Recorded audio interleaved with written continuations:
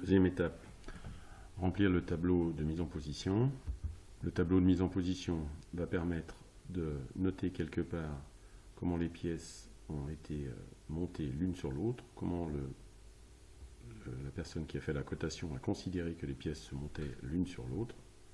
Donc le tableau de mise en position est décomposé en trois parties: référence primaire, secondaire et tertiaire. On va pouvoir noter le nom du tableau de mise en position, dessus pour la pièce dessus, D c'est son abréviation, la personne qui l'a rempli.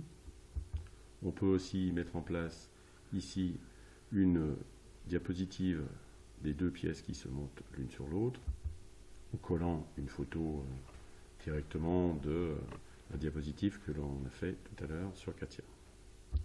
Il nous reste à remplir quelles sont les surfaces de mise en position. Donc, dans un premier temps, la référence primaire sont un plan unique. Voilà. C'est un contact qu'il y a entre ces deux plans. On voit apparaître la cotation qu'il va falloir mettre en place sur le dessin. Ici, sur la pièce dessus, donc c'est la référence primaire A qu'on va mettre en place. Sur une référence primaire, on met une tolérance de forme. Et ici, la cotation identique sur la pièce qui reçoit la pièce dessus, donc une référence qui sera cette fois D, avec une mise en position, une défaut de forme, pareil. Les spécifications sont identiques sur les deux pièces.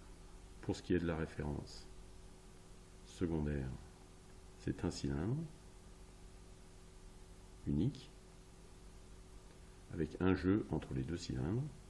Et on voit apparaître de la même façon la cotation qu'il va falloir mettre en place dessus. Dans notre cas, un diamètre sur le cylindre et une perpendicularité par rapport à A au maximum de matière sur ce même cylindre.